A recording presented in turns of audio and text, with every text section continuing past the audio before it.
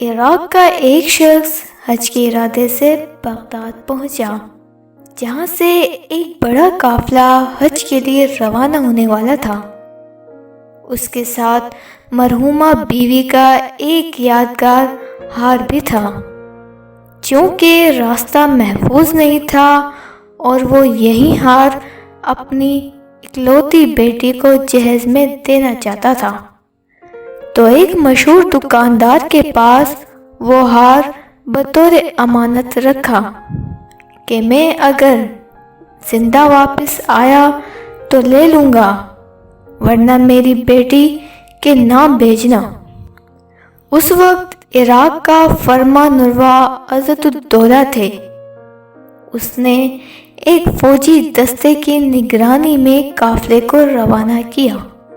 راستے میں ڈاکوؤں کی ہمت نہیں پڑی اور خیریت سے حج کر کے واپس بغداد وہ قافلہ پہنچ گیا۔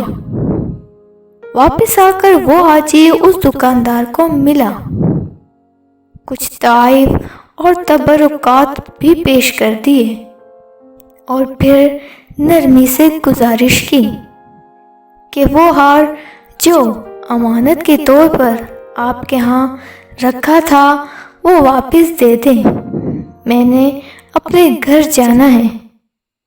وہ دکاندار اس پر بڑا ناراض ہوا کہ کون سا ہار تم مانگ رہے ہو؟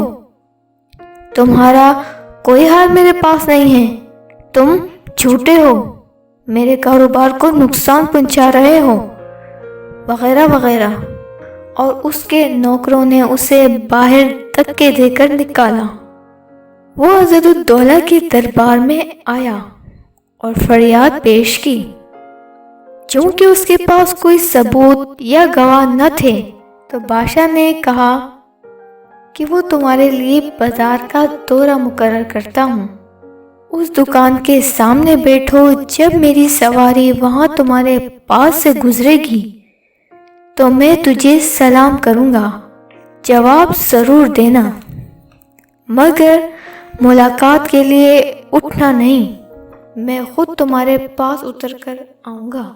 وہ بیچارہ صبح سویرے دکان کے سامنے خاموش بیٹھ گیا۔ بادشاہ کی سواری جب اوپر سے آ گئی تو بادشاہ نے اس کو سلام کیا اور اتر کر اس سے ہاتھ بھی ملایا اور پوچھا، تم کب بغداد میں آئے ہو؟ رات کو تمہارا کھانا میرے ہاں ہوگا، تم کھانے پر ضرور آنا۔ ادھر دکاندار بادشاہ کی طرف قدم بوسی کے لیے دوڑا، مگر بادشاہ نے کوئی توجہ نہ دی۔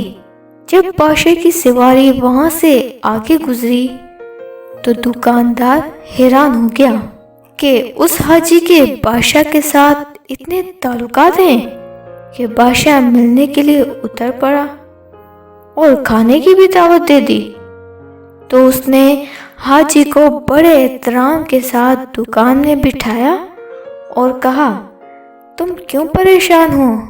تمہارا ہار میرے پاس پڑا ہوا ہے، یہ تو میں تمہارے ساتھ گپ شپ لگا رہا تھا، اور ہار اس کے حوالے کیا۔